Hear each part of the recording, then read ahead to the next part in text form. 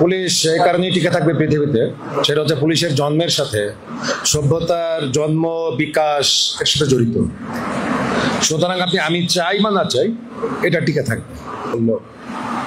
আমরা যারা পুলিশে চাকরি করি ভাই এই ইউনিফর্ম পরে, ওই বললো না যে আমরা আসলে জনগণের পুলিশ হতে চাই, আমরা কারো পকেটের পুলিশ হতে চাই না। তা আমার সামনে যে সমস্ত বন্ধুরা বসে আছেন, আমার সহকর্মীরা, আপনারা কি কারো পকেটের পুলিশ হতে চান? যদি না হতে চান একটু দয়া করে হাত তুলবেন। ও তাহলে আমরা কেউ হতে চাই না। এখানে একটি মানুষও নাই, এখানে একটি পুলিশের ইউনিফর্ম পরা মানুষও নাই যিনি কারো পকেটের পুলিশ হতে চায়, কিন্তু তার পেশাগত দায়িত্ব পালন করতে চায়। তা আমাদের খুলনা বিশ্ববিদ্যালয়ের শিক্ষাবিদ, প্রধান প্রশাসক, ভাইস চ্যান্সেলর মহোদয় আছেন, তিনি অনেক সুন্দর করে বলেছেন তিনি যে পুলিশ দেখতে চান, তিনি যা বললেন আগামীকালের পত্রিকায় ওইটুকু কি হেডলাইন হবে? মানে তিনি যেমন দেখতে চান, আর আমাদের দুইজন বরেণ্য মানুষ তিনি যা বললেন এই পুলিশকে এইভাবে দেখতে চান। এই পুলিশকে রাজনৈতিক সাথে ব্যবহার করা হবে না, পকেটে নেওয়া হবে না, আমরা এগুলো করবো না। তা পেশাগত মানুষ হিসেবে আগামীকাল যে পত্রিকা বের হবে সেই পত্রিকায় কি ওই জায়গাটুকু স্থান পাবে? নিশ্চয়ই স্থান পাবে না। স্থান পাবে কোনটা? পঞ্চগড়ে যে স্থান পাবে কোনটা? পঞ্চগড়ে যে আমার পুলিশ ওই কবে কারে দ্বিতীয় বিয়ে করেছে ওইটা স্থান পাবে।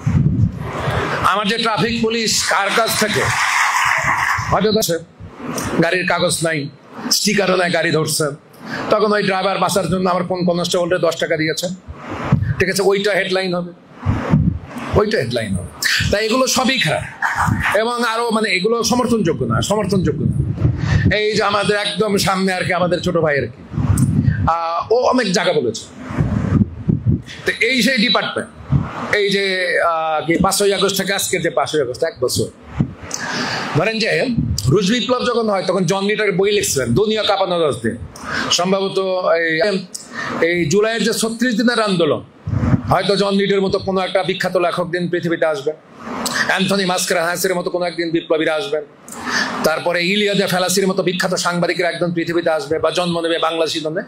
তারা হয়তো এই জায়গাটা আমার আকাঙ্ক্ষা এবং আমার যে অপূর্ণতা এটা নিয়ে লিখবে।